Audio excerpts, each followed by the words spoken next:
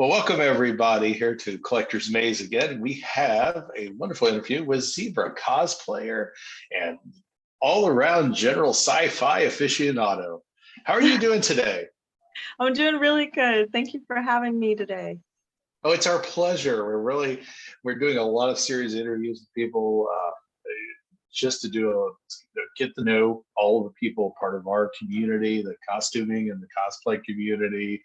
I think it's a lot of fun to see, for people that are coming into into things, that we have a very strong and well-defined community that supports each other and works really well all across all the different costumes and genres and everything that people want, from anime, sci-fi, horror. It's sort of ad infinitum, the different items that we cover. Well, tell us a little bit about you. I mean, you've been doing this for a little while. You've been 6 years, I think, in costuming and cosplaying. And what kind of got you started? What keeps you here? And what are your favorite costumes and stuff you do? Oh, fantastic. That's a big question, but fantastic questions, and I'm very excited to answer them. So yes, I have been doing this for 6 years, going into plus. When I first started, I didn't really know how big the community was in my area. And we have about 3 events annually, conventions that we carry that are fantastic. They're at our biggest convention center. And one day, maybe 2 years after my fiance and I started watching anime, we so happened to come across one of our friends who was dead in the middle of winter. She was like, I need you guys to come pick me up from this convention. And we're like, okay, we'll come. And as we're driving through the snow, we realized all these nostalgic characters were going into this building. And my mouth dropped. I was like, where have we been living under a rock? Like, we're nowhere close to Halloween. It's freezing. Why is Princess Jasmine walking into the building? So we immediately parked and told her that we were going to meet her inside. And we stayed about an extra 3 hours after. And we were set. I told my fiance that when I went home that I was going to take whatever house objects I had and I was going to build a costume. And that's where it started. And it just became so much from there. I think my first build piece was a Demogorgon mask from Stranger Things. I watched a lot of YouTube when I first started, and that is really what helped me grow with my prosthetics and my special effects makeup. Ellie Max SFX has all of these latex tutorials. So I went to our first Party City, which was right down the road, and I bought like 3 gallons of liquid latex and some flour. And I just started building this mask of this creepy character that I've always wanted. It reminded me of a flower with teeth the first time I saw a Demogorgon. And I was like, it's beautiful, and I want it on my face. That's how it happened. I went upstairs to go scare my fiance's mom, who we were staying with at the time. And instead of scaring her, she was like mind blown that I had made that in the basement in like 2 days. So she told me to start selling them. And that's where I just took off. I took off making book replicas and making like small props for my close friends when they were going to conventions, until I built the confidence to cosplay myself and take those to events. And I'm not gonna lie, it was rocky at first because I didn't know if I wanted my face to be seen. So like the first 2 years of cosplay, all of my headpieces were like giant. Like you could not see my face, you could only see the piece itself. And I would just walk around the con half like visioned. I couldn't see, but it was really nice to hear everyone being like, wow, that's the character that I was. I think I did Beetlejuice, I did the Matlins. And that was really exciting. I carried the book that I had made, and I just stood in a corner and had this giant creepy mouthpiece that I made with paper mache. No, But no, I love it. it is a bug that you get. It's like, it's kind of interesting to hear you tell about it, because I feel the same way. When I first started this, you could not get me to take my mask off. I had a helmet. It was clearly going to be underneath, and I was like, first, when I first started doing it, I'm like, is this something I really want to do? I'm like, I'm Yeah. not sure. And then it's that bug. It's like, you see it and you feel it. You just, it's like, I thought when I built my first costume, I'd wear it once a year at Halloween and that's it. And then I joke Really? that people say, like, do you have regular clothes you wear? You're not, every time I see you, you're in some weird, like, do you just wear this to work in the morning? Casual cosplay is 100% acceptable every day, all day. You should feel No, free becoming a character that you've always admired or loved. It should be exactly. very freeing to be them for a day. And I Well, love that what are people some? don't side eye you anymore. Like it's acceptable Hmm, everywhere now, not just on yeah. like the biggest strip. Like no one's gonna just judge you for walking down the road as a stormtrooper. If anything, they're going to grab their kids and be like, "Come over here and take a picture." You know, Hmm. it's so cool. It was funny. Sometimes I would even bring things in at work, and like at lunch, or something. I'd be sitting at my desk. Someone would come in, and I'd have like a suit of armor on, or something, like a chest plate, just to make sure it fit and I could sit and move in it. So I just like wear it for a little bit. And they're like, I felt like the Tony Stark. This is not the strangest thing you saw me do. It's like, and then they'd come in, they're like, and I'm like, oh, yeah, okay, I get it. The day. I like So that. that is funny.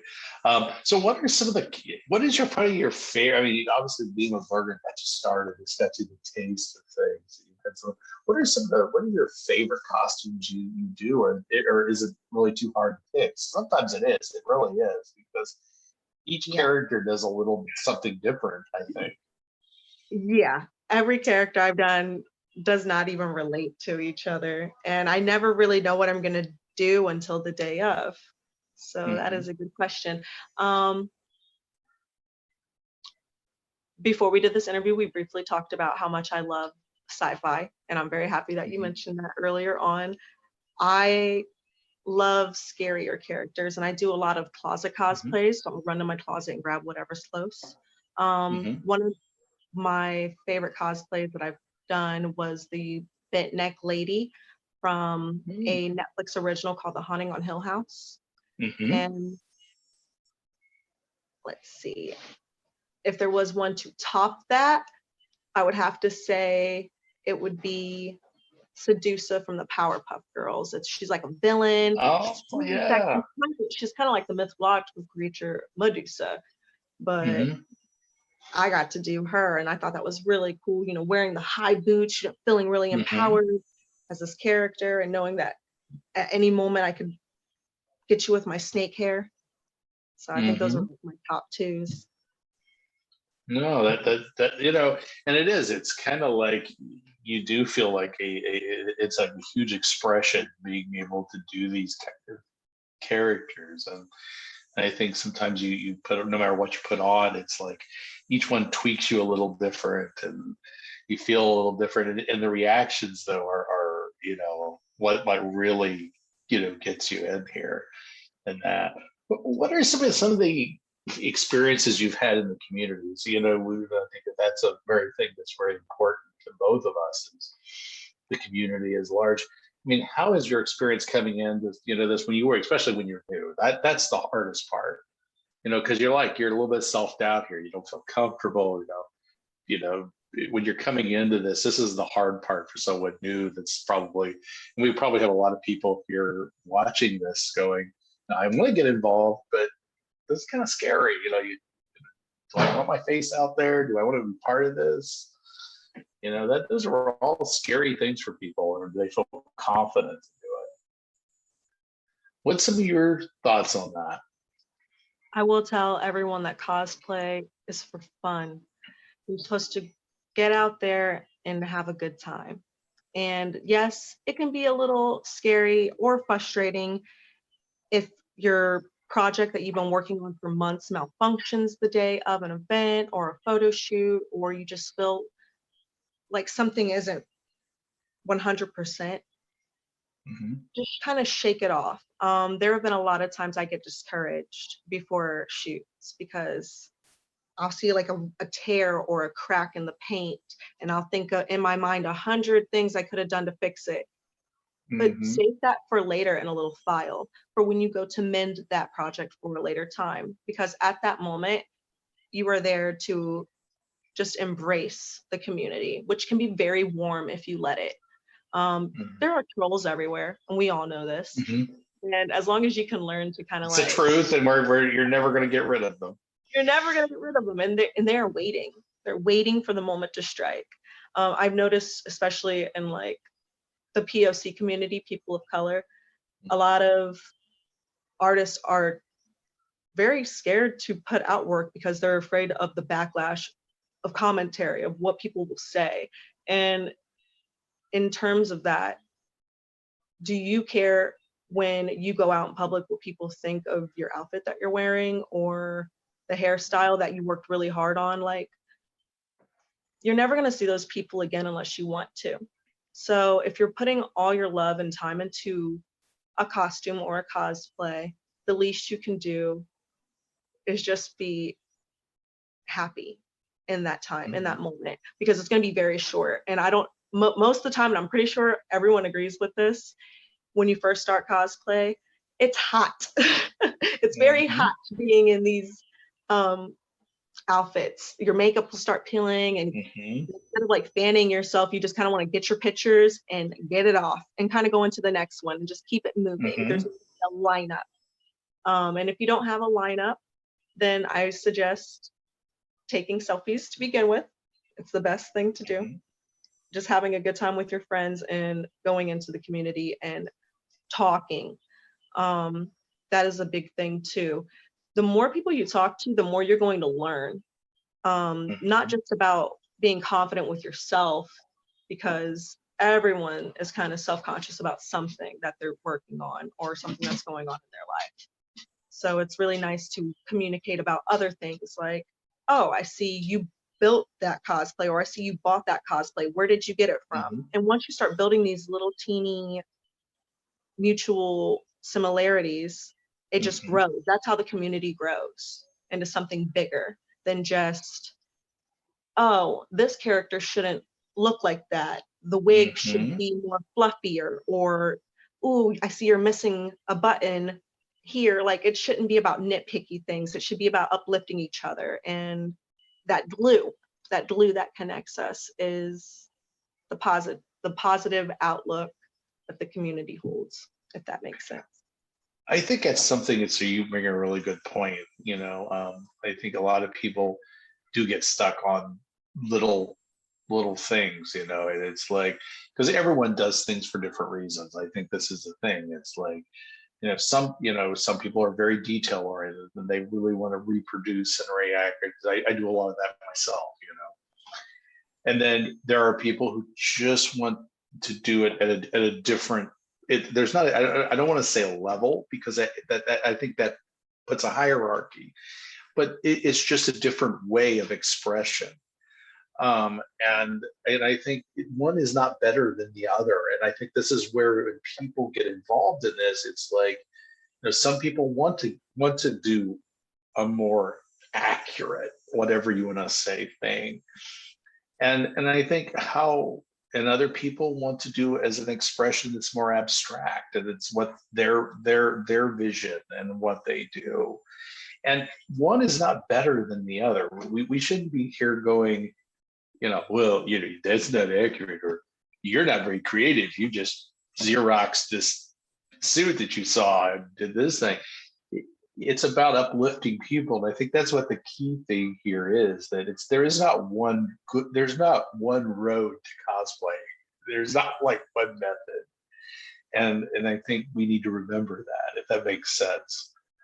Of course. It's an expression.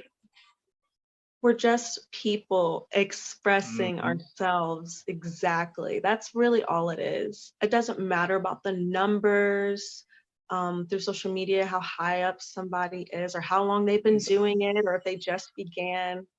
We're just people having a good time. Absolutely. And, and I think the other thing you really hit on, I think it really hit me, is that we do this for ourselves, not what like your likes or your thing. If you're really an artist and really want to do these things and do this, you're doing it for yourself first and foremost. This is something that's important to you. Now, yes, we all like our picture taken. Most of us, even if we're introverts on the inside, there's a little bit of extrovert diva-ness that we want to, thing. But we do this for ourselves, and there are always going to be people that are going to say and make critiques and things. And I think there's a healthy level of critiques too, in this, part of the community. Sometimes, people need help. And I have learned a lot of things from people in this community that, I wouldn't have had an opportunity to ever do outside of here. It's like, when I started, I had no clue what I was doing with anything. I just said I wanted to do this costume, and I have no idea what I'm doing. And I settled for something else because I could kind of get a kit and do this, and put it together and make it work. But like 10 years later or 8 years, I had the skill set to build and do things, and not just the set, but the confidence.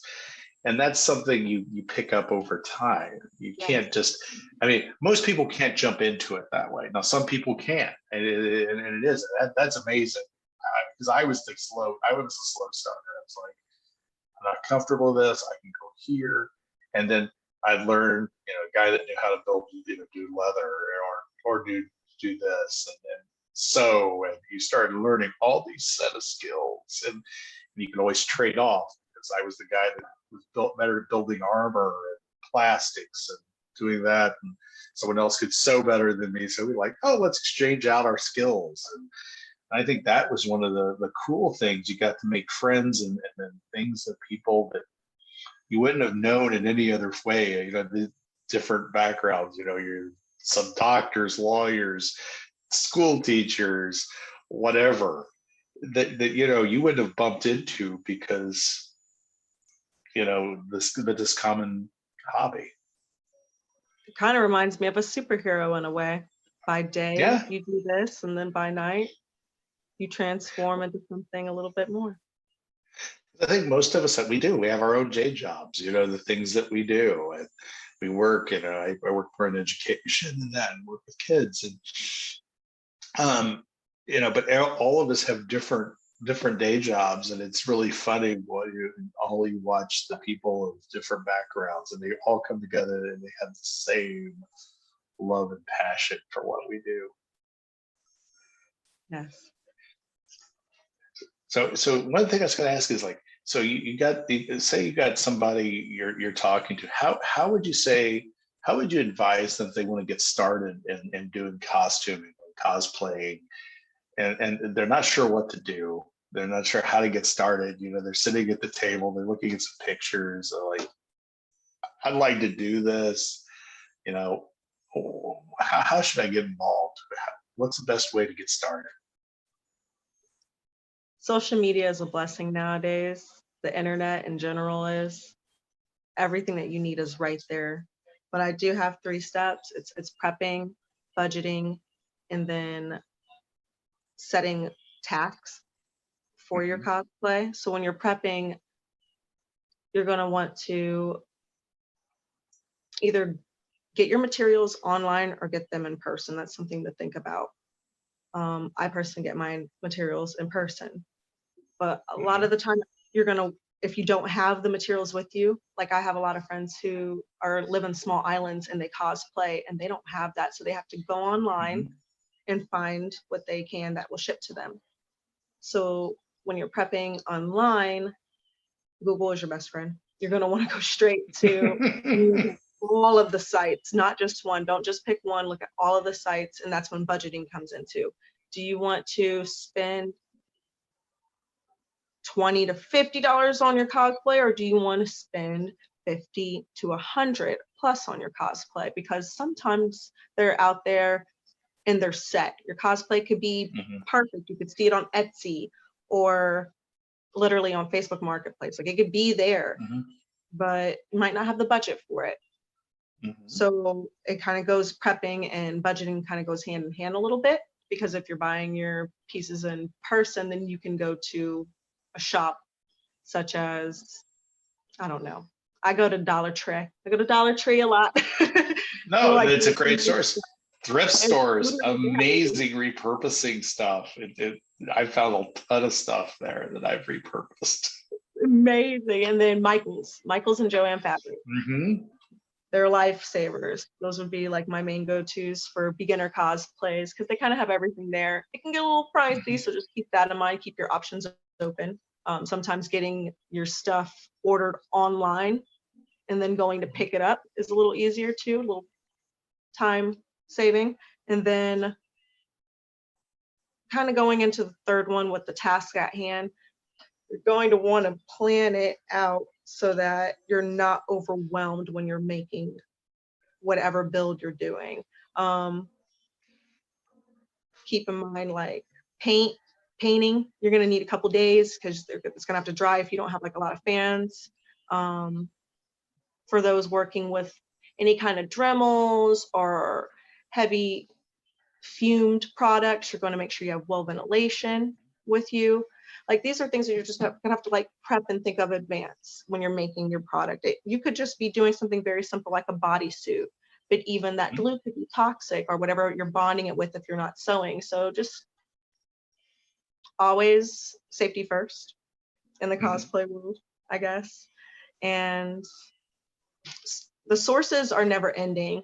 Like you can go onto Instagram and type in a hashtag of something and you can see someone who was literally building their piece and they can write in their stories how they're making it. Mm-hmm. And you can literally go from there. Or YouTube. I mentioned YouTube earlier. That's great for it's a good source. I really think if you don't know what you're doing, YouTube is a wonderful place to start. It really is. And Discord is a huge one as well. There's so many things that you can do with that.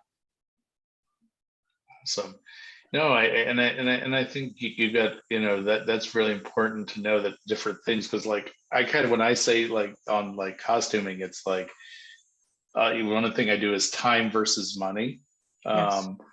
Because it's cheaper to build the stuff yourself, but it is a time element.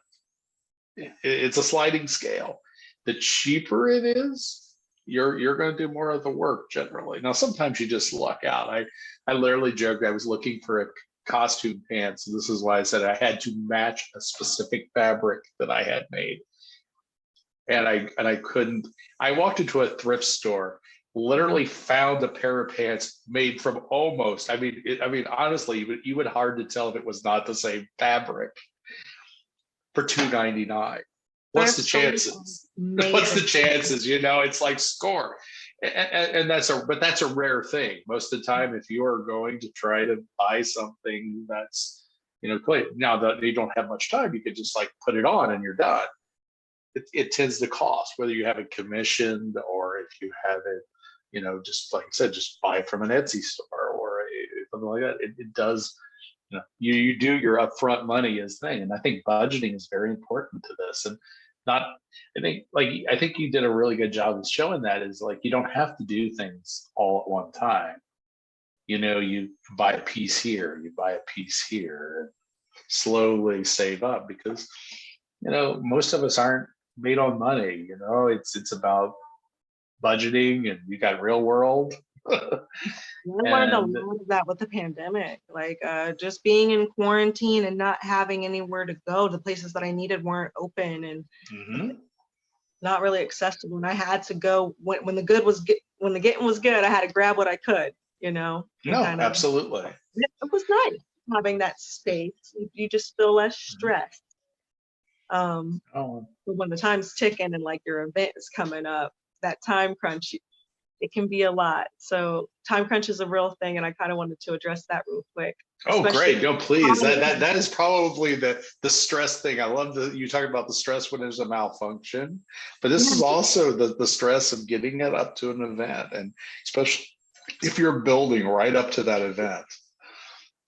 This is actually a good thing. It can be high. So if you don't have like a friend that's there to help you make your pieces, like listen to music, have music on in the background, or have like some kind of podcast on in the background. You're gonna want background noise. It's kind of gonna keep you in the zone a little bit. Have all your materials laid out in front of you. I feel like that's nice. That way you're not running back and forth, back and forth. Fans, if you don't have many fans, they're very nice to have, because if you're working with any kind of glue or things like that that take a long time, or you're clamping down objects to keep them together, fans are your godsend. You don't have to worry about time as much.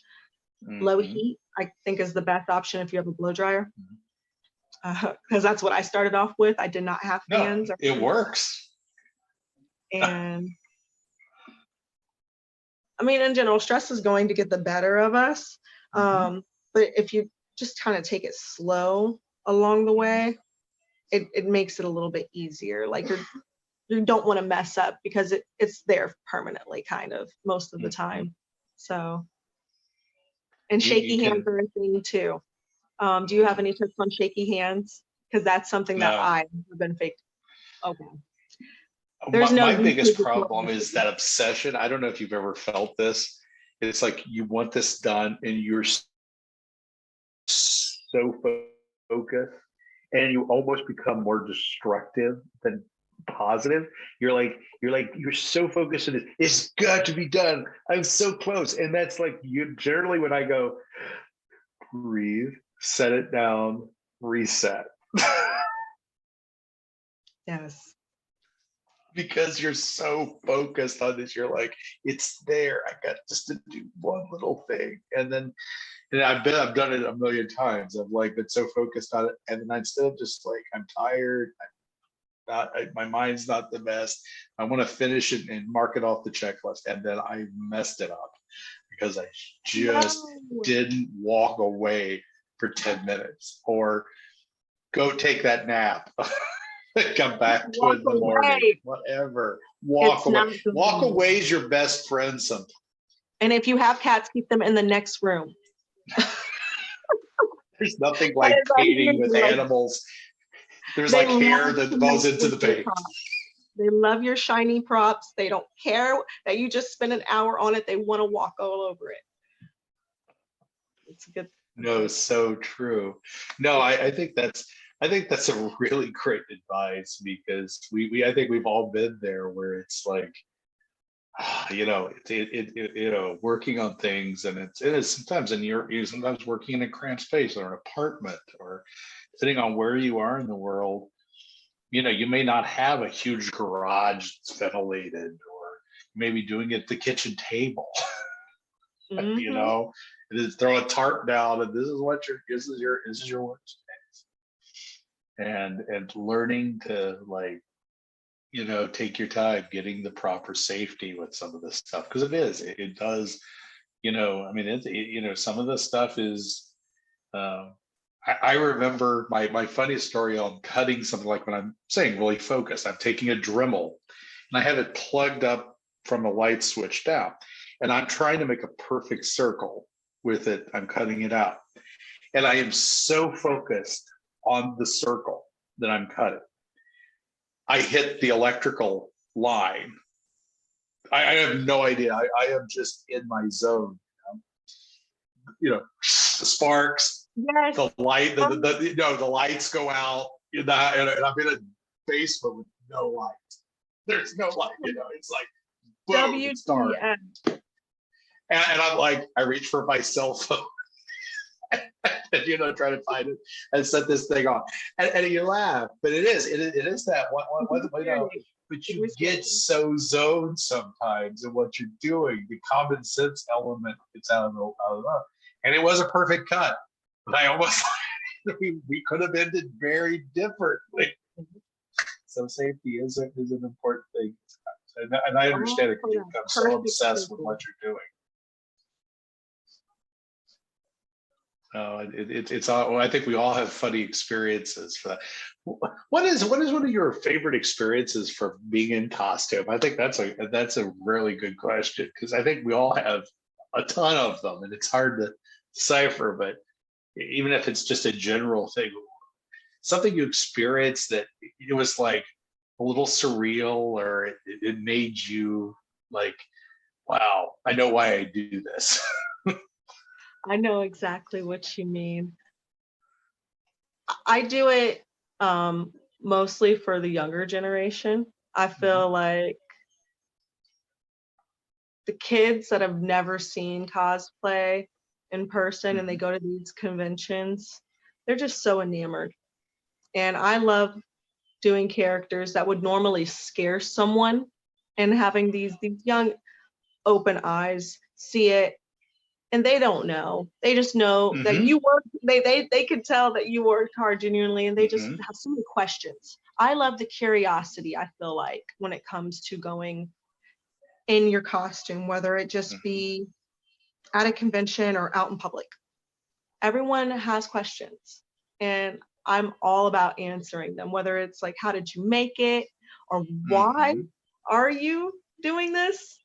Like, when I was younger, before I even cosplayed, before I even knew what cosplay was, growing up was very difficult because I loved dress up. I loved expressing myself through articles of clothing. Before I even was confident in myself, that's how I just expressed myself in general. So if I could answer those questions with confidence back then, like, why do you wear all black and chains and red hair? Well, I do it because it makes me happy.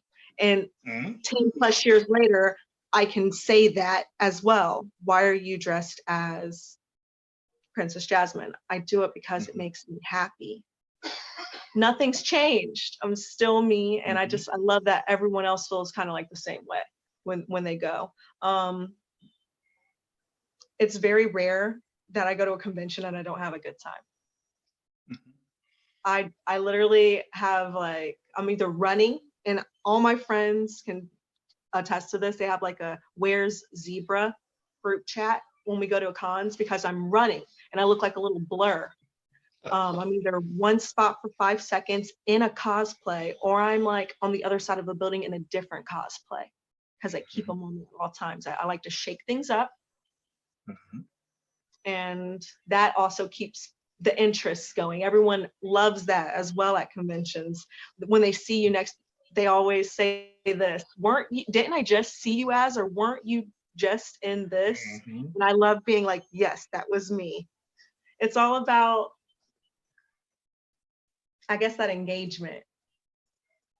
No, it is. It is a huge engagement. Have you ever had the experience? I always found this really funny. I have talked to speak and spoken to someone, maybe even for a length of time, in costume, and then you see them after. You don't know who they are. Yeah, when they come, because a part of me is like, I felt like I know this person in some degree, but I want to say hi or something. They have no idea who you are or what they were just talking to you, and it's so interesting, the different dichotomy. It's just like, wow, I think that's almost as funny as some of the other things. Sometimes people get lost in that, Yes. They forget there's real people sometimes. Exactly. And most of the time they're so good that you really can't see the person for who they are outside of the character. You only see the character, and that is genuine art. That means that that actually says a lot, because it's like, that you really pulled it off. You really did it. That someone, and especially if your face is exposed and they still don't know in both. I love it. Body paint is so amazing now. I love that is a huge thing in the community. Yes. It's not just used like to hide under armor or like under a mask. You can do so much with it. Airbrushing is big nowadays. I remember when airbrushing on shirts was like, oh, okay. Now you can literally go and airbrush your whole body and become blended into the wall. Yes. So cool. There's so much tremendous stuff that's out there. It's a great avenue. And I know you've got a lot of different things. Like you were talking before we started, we were just going on about like all of the different things you're into: science fiction, horror, anime. I mean, there's a whole gambit of things that and why stop at one, right? Exactly. You don't have to pick. I think there's so many different ways for us to do this. Well, if you want to say one thing to the audience out there, obviously, you've given a wealth of information and some great pointers and great things. But I want to say one thing to them about you and about costuming and cosplay and this. What would that be? Dream big and go for it. Mm-hmm. You literally say out loud what you want and it'll manifest. It just takes time to be patient. It does. And no, I think that's the key thing. And I mean, I think most people who build costumes and these kind of things, it's never completed. You're always working on it, whether you're preventative maintenance, you're working on it, fixing something because it breaks. And this is one of the things I think you touched on, but was really important, is that you realize every break on your thing you built, you realize that it is like the focus. All of a sudden, at least I do. It's like there'll be some little thing that's missing, or it's cracked, or something happened, and I am so focused on that no one else would even see it. And then sometimes you gotta like, no one really. It's not that they don't care; they're not going to judge you. Exactly. And you're judging yourself. And I think sometimes the biggest problem is ourselves. It's not the people out there. There's the trolls, but there are plenty of people out there. We're hardest on ourselves. We are. And that's why it's so important just to be happy that you did it. Mm-hmm. Yeah. And manifesting it into existence, whether it be that you didn't have it completed and you want it completed, or you couldn't afford the better version of it. It'll come, it'll happen. And that's why I mentioned the pictures in general. Like, I took pictures from 6 years ago and I can put them side by side to me redoing that same project, but with the talents and skills that I've learned today. And it would be an amazing side by side. So many changes, and I love those too. And you will as well. Well, thank you so much for joining us today and being a wonderful inspiration in our community. We really, really appreciate everything and look forward to see all the cool stuff you do in the future. And always stay in touch with us. Thank you. Thank you for having me. And I'm here. I'm here every day. I'm liking it. I'm supporting and sharing. Awesome. Well, thank you so much. You take care. And as always, stay in that positive spirit, because that's what really matters.